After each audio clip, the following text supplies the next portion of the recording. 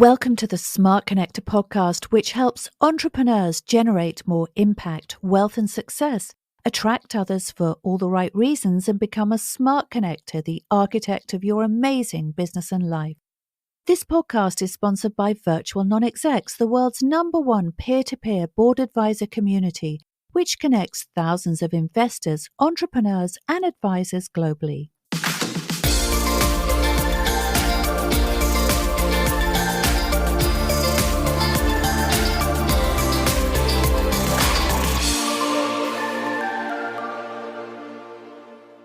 Welcome to the Smart Connector podcast. I have a very exciting guest, Tre Cabrera. Welcome, Trey.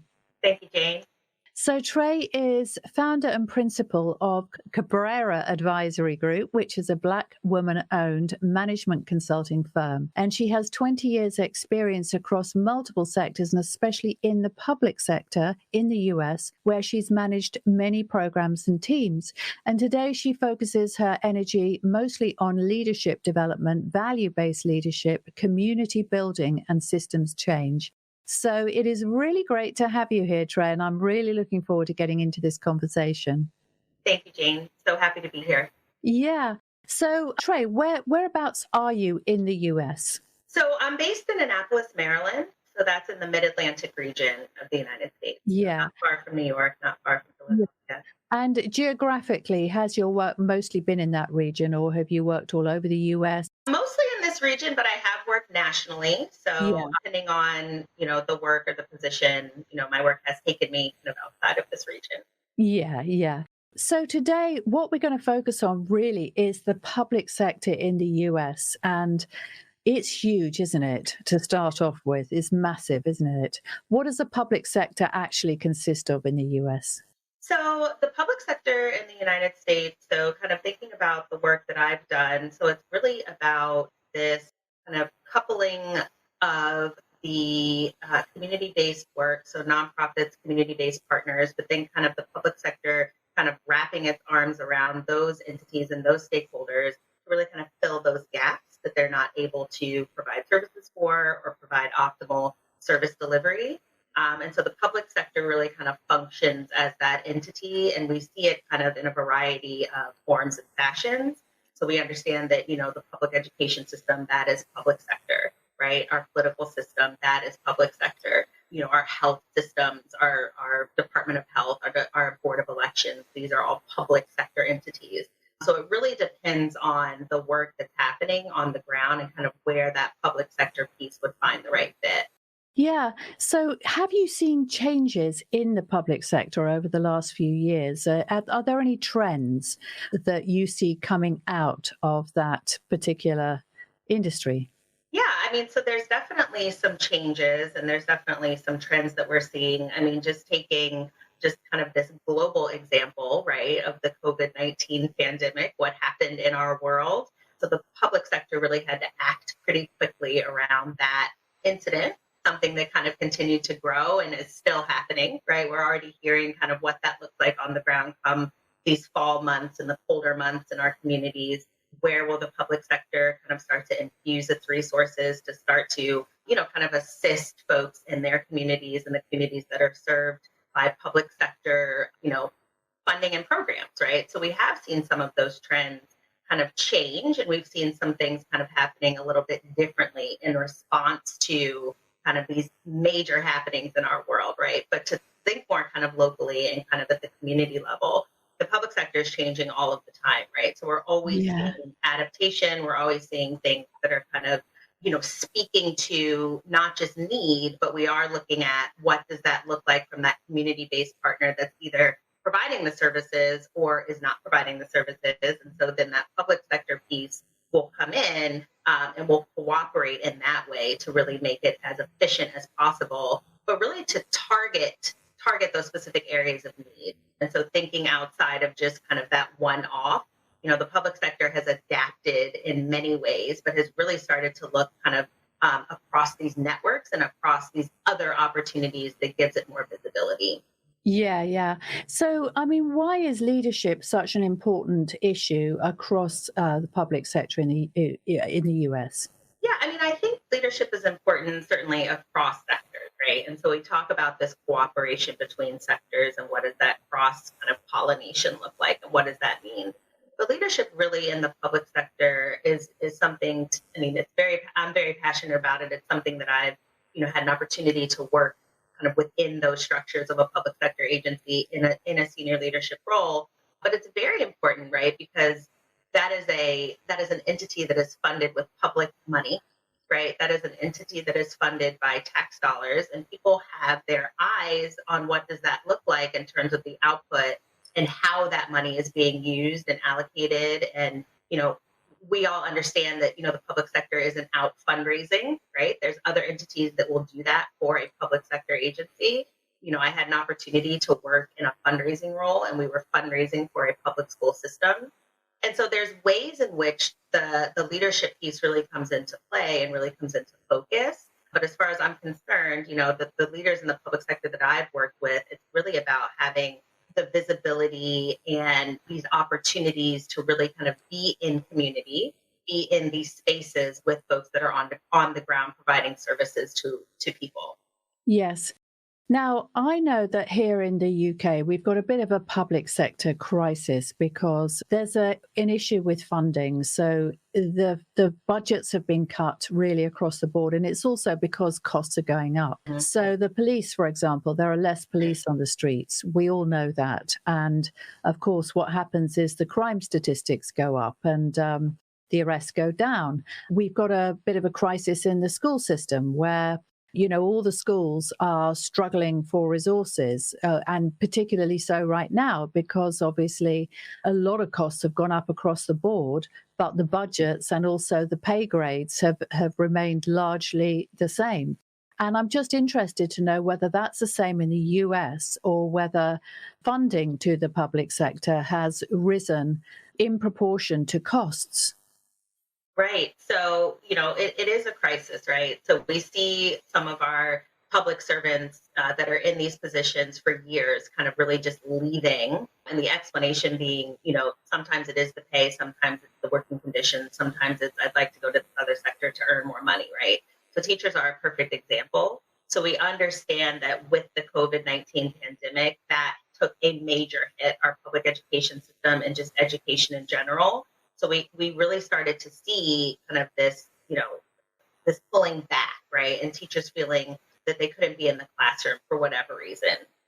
And we've started to see some of that return, but we haven't seen kind of at that rate that it would be most advantageous to really kind of serve these schools, that are missing the resource that is probably most paramount, right? The person in the classroom who's teaching your child. Yes. And so we do see some of that kind of those missing pieces regarding, the services that are provided, the police, community safety, public safety. That's another example. But I would say that folks leaving the public sector workforce, right? Folks not kind of finding their place there and wanting to move on to other work or retiring or whatever the case may be, that's a systems issue, right? And so we talk about that, and I talk about that very explicitly in my work. It's really about understanding the operations of the system and within the system.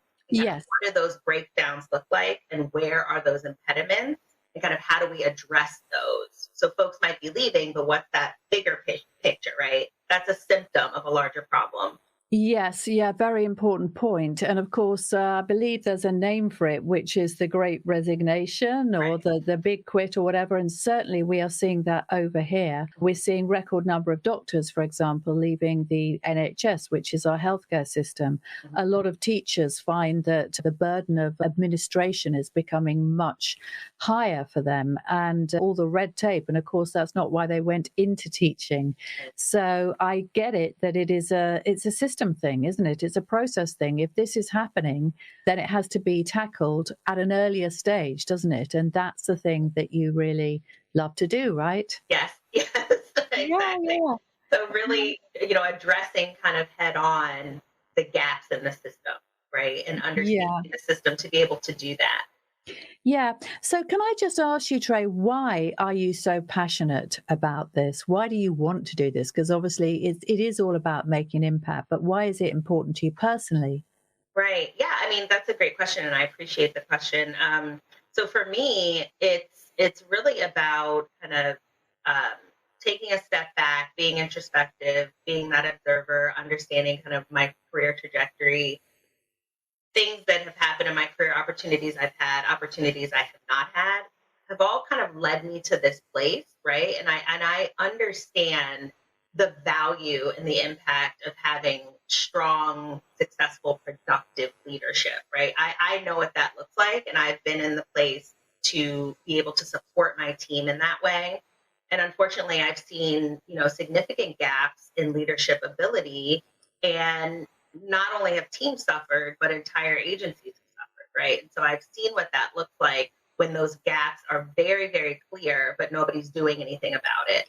And so Yes. it's important to me to be able to use the skills that I've, developed and honed over time to be another kind of stakeholder in this community with folks who are interested in pivoting away from just being someone who's at work each day, kind of checking a task list, but really being an impactful leader who's really making kind of these substantive changes within their work community.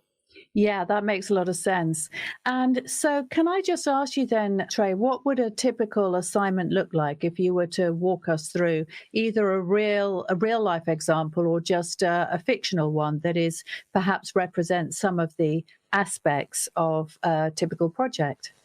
Sure.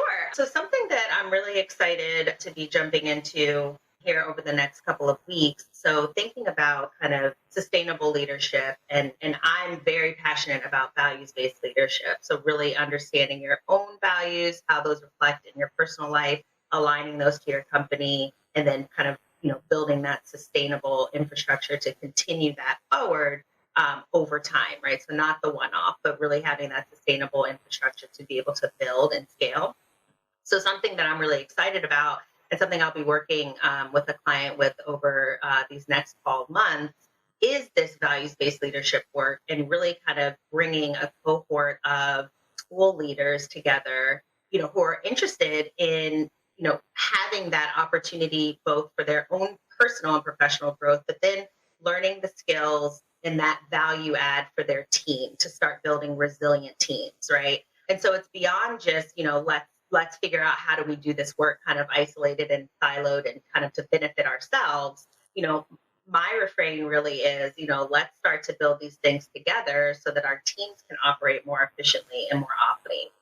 So that's one project that I'll be, launching into come, fall. And I'm really excited about it because it's with a community partner that I worked with in graduate school. And I'm so excited to be in this space with them today, as a business owner. That sounds absolutely amazing. So, community and leadership. I mean, what does community actually mean to you, Trey? Oh, so as a professional urban and regional planner for the last 20 years, so community is really that foundation for how, I kind of show up in spaces and what I like to, kind of drive forward and the messages that I like to carry forward in terms of building strong networks, but really being not just with people, but being in community with those people, right? And so community to me is really about, building an infrastructure to, kind of do the great work together, but bringing the right stakeholders together pretty early, right? So that's that community piece. So it's, I know I have these skills. I know what I like to do. I know what I'm good at, but I'm also not good at everything. And I also don't like to do everything. So it's Mm. finding those right touch points and that right network effect to bridge the divide, to bridge the gaps, and really to build community around, the work that you're doing and being able to do it together in a very Mm. successful and coordinated way.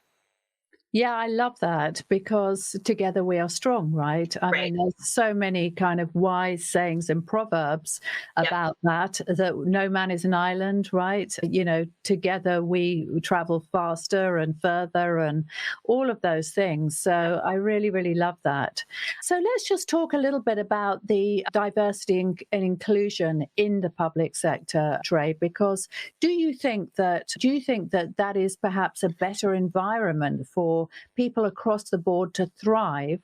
Or do you think, well, it doesn't really make a difference? It's very much to do with the individual organization and their values. And, what do you think on that topic? Yeah. So I would say it's the latter, right? So I do believe that individual to an organization, a company, an agency, or whatever the type of workplace, I think that we have a lot of shared lessons and we have a lot of best and promising practices that we can take and borrow and learn from. But it really is about kind of driving forward, not just the values, certainly the values, but then also kind of that core foundation and really the landscape of that place, right? So how do you onboard your people? How do you hire your people? What's your recruitment look like?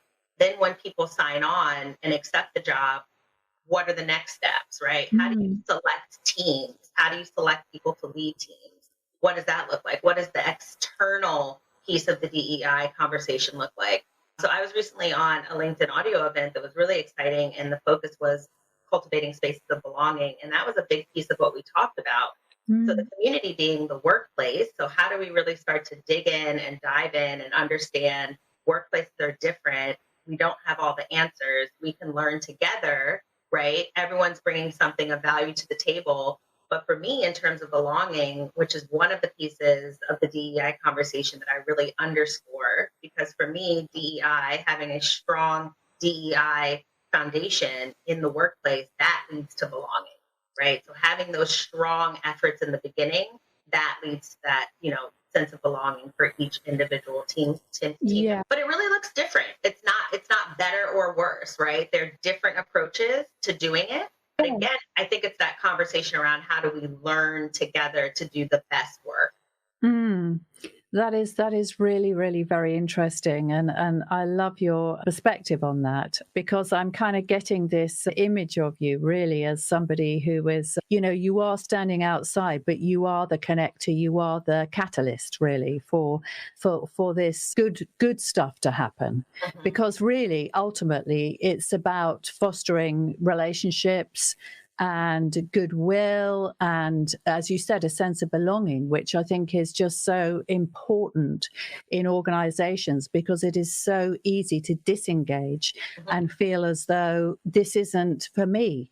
Right. There's just a values mismatch. I mean, I remember when I was in employment, I certainly felt that. Right. Well, one of the, I mean, I couldn't agree more, Jane, but one of the things that I often talk about is in the work that I'm doing around values-based leadership, if you're not finding kind of this match, not necessarily everything's identical, but really kind of finding a way where your values, right, as part of the team, the individual, when you're defining and identifying them as a team, as a group, and then when you're trying to align them and understand what's happening at the company level and what are those expectations, if you're not finding where those things match, that's probably not the right job, right? And that's a difficult place to kind of come to, because Mm. I know that the jobs that I've taken and the spaces I've been in, I've taken the job because I believed in the mission, right? I Yes. believed in the work. I believed in what was happening. And I wanted to be part of it. But Yes. now we find ourselves, kind of in these spaces of questioning, right? What is this that's happening with this company? And people, I think, are becoming more courageous to speak up about those things. Yes, I think you're absolutely right. And I think obviously the environment is so transparent, isn't it, compared to in the past, that I don't think companies can get away with a poor culture or a poor environment in the way that they could in the past. I Right. mean, I've seen that within my own family. I mean, my three girls, they're in their 20s. So obviously they're really at the start of their careers.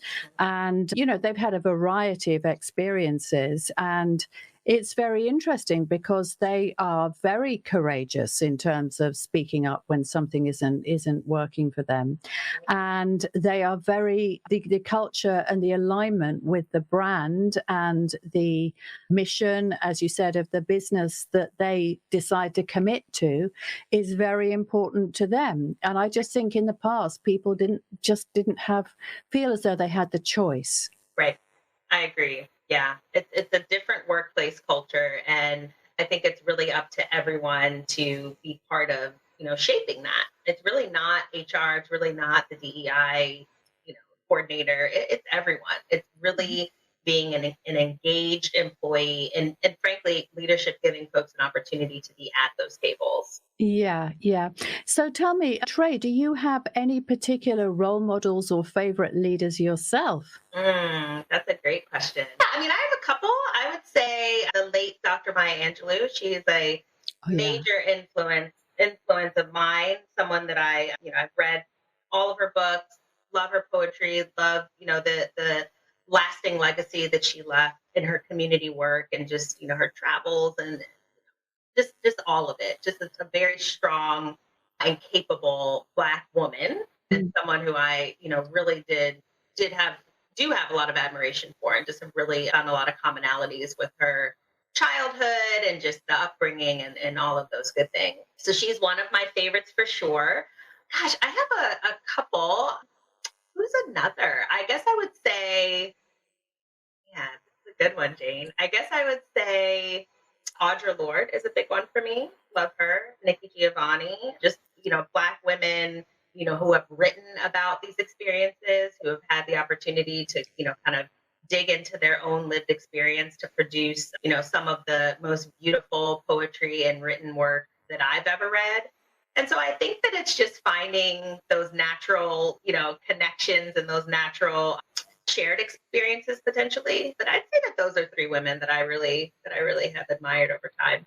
Oh, that's really nice. And it is so, again, it's one of the pleasures, I think, of really being able to access cultural works of art, books, obviously podcasts, yeah, programs and so on, is actually to get the message out and to really be able to resonate and to bring those inspirations to a wider world, right? So yeah. So tell me, Trey, what is it that is, most important to you in terms of your process and your methodology? Where do you actually start if Hmm. you're on a new assignment? Do you have particular frameworks or tools or whatever? Yeah, great question. I mean, for me, and I've, had the opportunity to chat with a couple of colleagues over the last couple of weeks, and, we all seem to be saying the same thing in terms of how we start projects. For me, it's really about that partnership relationship, right? So Mm. understanding the relationship and really starting to nurture it and really grow it from a very early phase. I think it's really important when you're working with folks who are certainly kind of new to the work that you're doing. So I'll talk about a little bit about the leadership development work, but really being in spaces with people who are new to that world, right? I talk a lot about, being a ready now leader, right? And people who are in leadership work and in leadership roles, many are not ready. They are Uh-huh. just not ready to be there.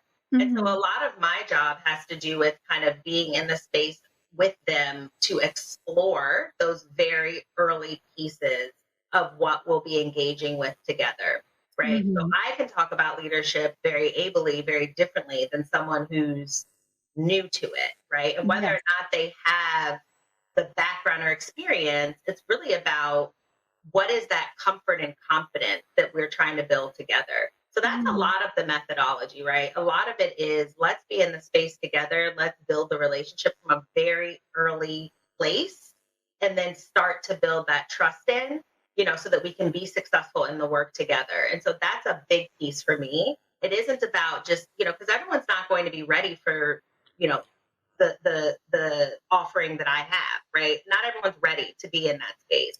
And so it's assessing that, it's understanding, it's having these conversations.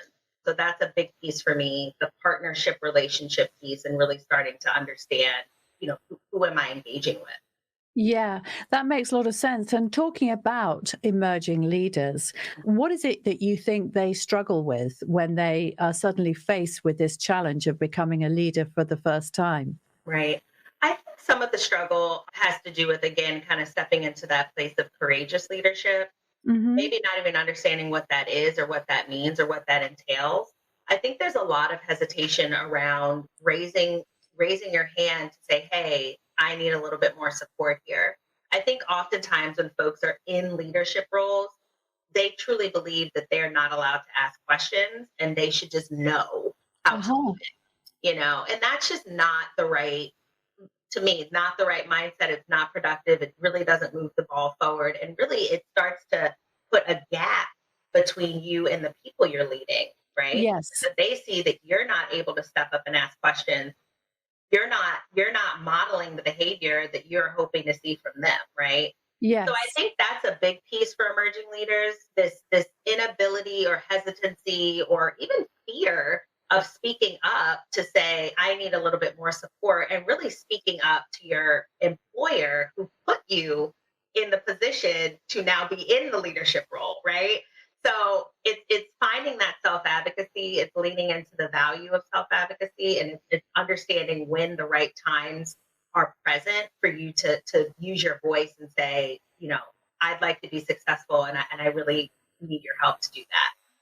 Yeah, that makes a lot of sense. And of course, the minute you become a leader, I mean, I've been a leader of organizations myself, and leader and a team leader, and yeah, I was doing that a lot without really any support. And of course, what happens is you realize pretty quickly that as a leader, you are shaping the culture of the team below you, and Yeah. that's quite a responsibility, and it can be quite overwhelming, I think, for a lot of people. Don't Wouldn't you agree?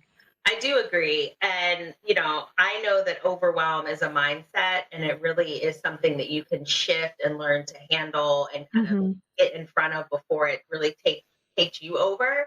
But you're right, Jane. It is that leadership role that is really kind of embedded in setting these tones across the culture of the organization, right? And Yeah. what is that, and why are you in this space and being given this great responsibility to be engaged in this way, right? I believe that everyone who works for the company should have, you know, the opportunity to be at the table to talk about, how are we building this culture together? And I know that that Yeah. doesn't happen most often. Yeah. But I do know too that leaders that are in roles where they're feeling overwhelmed and cannot speak up, that is a matter of time before that breakdown really starts to show. And so it's really in the best interest of everyone, right? To support the person who's leading, not just, that culture setting, but building a team that's resilient and modeling behaviors and values for people. Yeah, that does make a lot of sense. And I was just thinking, reflecting as you were talking on some of the organizations that I worked in. And Mhm. when I think about, there was one organization that I worked for, it was actually an advertising agency, but I loved the culture there.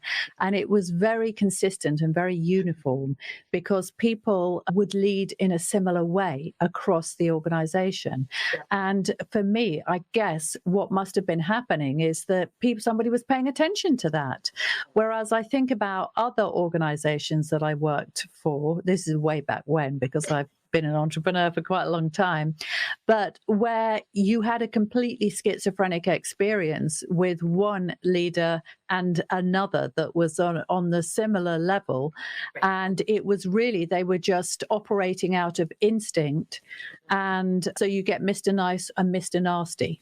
That I think is a very good way of, for me anyway, showing whether an organization is actually taking the responsibility seriously. But I'd love to hear what you think as a professional in this field.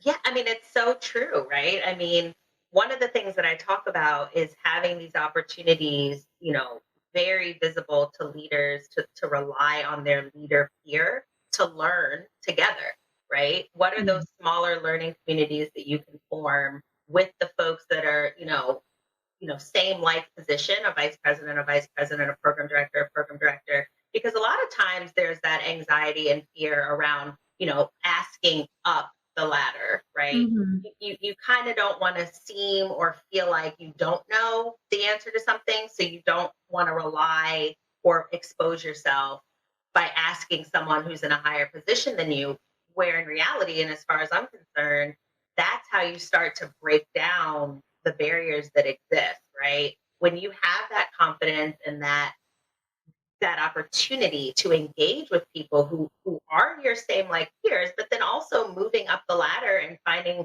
the resources up, that to me is very appealing, and it's something that leaders should really start to look at more closely. But I have also been in a situation where, the one leader is very approachable and everyone loves them and wants to be around them. And then there's the other, and you try to avoid that person because you don't know what you're getting from day to day. Right. And so that's Yeah. really unfortunate. But I think that really speaks to that breakdown of that individual relying on the supports that are available. Right. Because there's some coaching and some professional development to do around kind of shifting that person's mindset and how they show up, right? There is an opportunity there. Yeah, yeah, that does make a lot of sense. So, do you find that organizations, they're generally very willing to look at their leadership style and make that change, or do you encounter resistance? And if so, what form does that resistance take?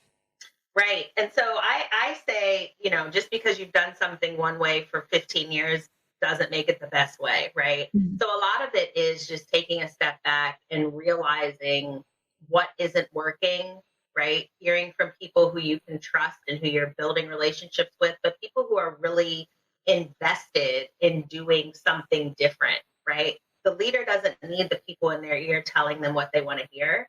The leader really needs someone who's challenging them and saying, maybe let's look at it from this angle because also, right, we've heard some feedback about how we've done it and it really wasn't received very well.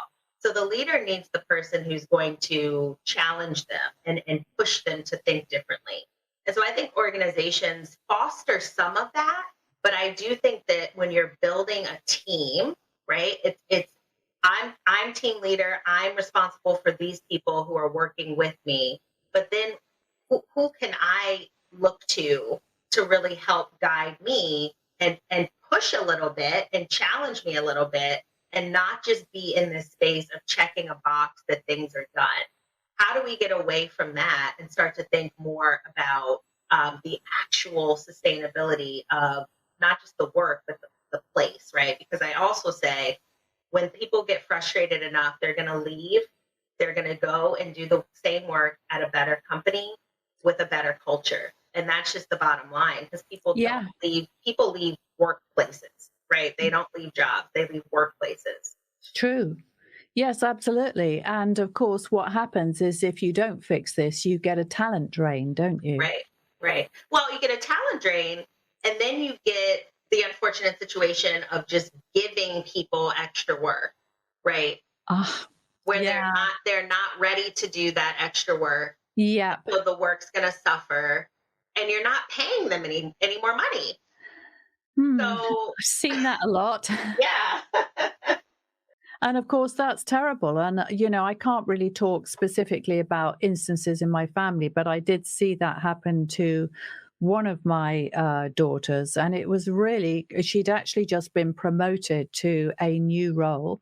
So she was paid a little bit more. She was excited about this promotion. And within the first week of her being promoted to the new role, the manager who she was supposed to be reporting to left, and she was then expected to take on the manager's role and the manager's workload as well as her own. Right. And she was in tears every single night, as you can imagine. It was just horrendous. And of course, that led to her ultimately to her basically planning her exit and moving to another company that was a lot more sympathetic, let's just say. Right. Yeah. I mean, it's so true. I mean, it's just not sustainable. And I've seen it happen time and again where people Really?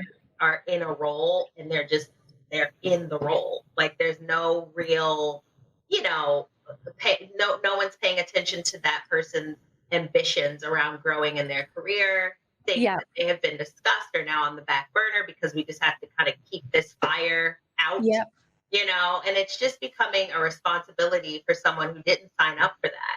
Right. And Yeah. so that isn't fair, and there's a different way to do that. And so companies need to kind of pay attention to what that might look like. Yeah, and I think the word that you use that is really critical there is attention, really, isn't it? Because without attention, we humans wither. We lose motivation. We get very sad if we feel as though nobody's actually checking in on us and actually hearing us or finding out what matters to us, whether obviously we're at home or whether we're at work, then we just get sad Yep. and demotivated because we're social species, aren't we? Mhm. So do you help your clients to do those kind of check-ins, and do they get formalized, or do you just encourage people to do them on an informal basis? I think it's a little of both. Mm. So for me, kind of thinking about that regular check-in piece and what does that look like for me and the client and building that relationship. So that is a little bit more formal, but Mhm. there's always an opportunity to just have a conversation, right? I'm a firm believer of that. Just ask the question, and you Yeah. don't really know where that's going to lead necessarily, but you can always just ask, right? Hey, how's your day? How's this project? Can I support you in any way? Oh, that person's going to be out for 5 weeks. How can I help you fill the gaps? Right? Having those conversations and taking the initiative to do that. And now the expectation of the employee or the team member initiating that conversation, I again think that speaks a lot to culture. Does the person feel safe in doing that? Does the person feel like there's a trusting relationship that's already established so that they can take the risk?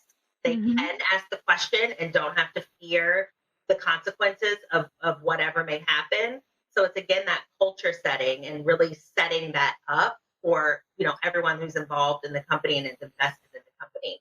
But I think it could be formal and informal. I think for me, it's a little mix of both, and it just depends on the situation. Yeah. But I mean, bottom line, I think what's kind of coming through really loud and clear is that leadership, it's not a fluffy, nice to have. It is actually fundamental to the success of the organization and the teams within it, right? Yes, absolutely. I mean, and it's also about shifting your mindset and having this reality. I very much believe it's a reality, but having this kind of just ingrained, the leadership is an earned privilege, right? Mm. This is not you've been here 5 years, let's just give them.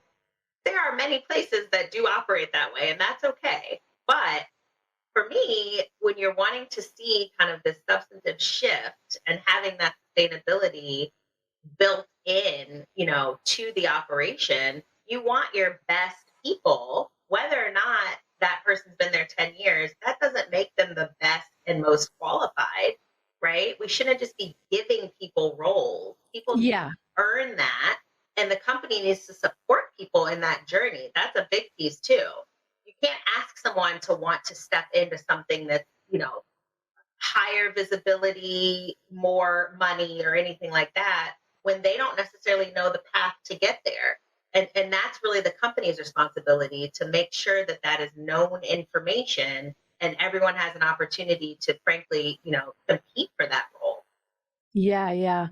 Well, I mean, look, it's been such a fascinating conversation with you, Trey. My brain has been firing off in all directions. So I have really, really enjoyed this conversation. So before we wrap up, you've got something that you wanted to talk about or promote today. So over to you. Yeah, thanks, Jane. So, Cabrera Advisory Group, we will be launching our it's called Lean In Learning series, and it's really this opportunity to dig really deep into the foundations of values-based leadership and leadership development, in particular, with a focus on systems change. So, a lot of what we've talked about today. So, it will be a cohort learning community, and that's something that I'm very intentional about. For me, it's an opportunity to learn with the client, but then it's also an opportunity for the client to have their leader peers kind of in the room around the table. And so I really value that. So that work will be launching here kind of late summer, early fall. And so I encourage you to go to the website. The website is cabreragp.com and find our link, our Lean In Learning tab, and go ahead and kind of explore that and see if it might be the right fit to have a conversation with me. But it's a very kind of rich and substantive experience. So I just, encourage people to check it out. Amazing. So, again, before we go, Trey, what is the best way for people to contact you individually if they want to have a conversation? Sure. So my direct email, you can access that through the website, which is cabreragp.com. my LinkedIn account is very active. And so you can go ahead and find me at Tre Cabrera, MRP MSW, and you can reach out to me there and shoot me a note and we can go from there. But yeah, I look forward to having conversations with folks. Okay, well, thank you so much for joining us, Trey. It's been such a pleasure. And look forward to hearing and seeing more of you. Thank you, Jane. Appreciate it. Bye for now. Bye-bye.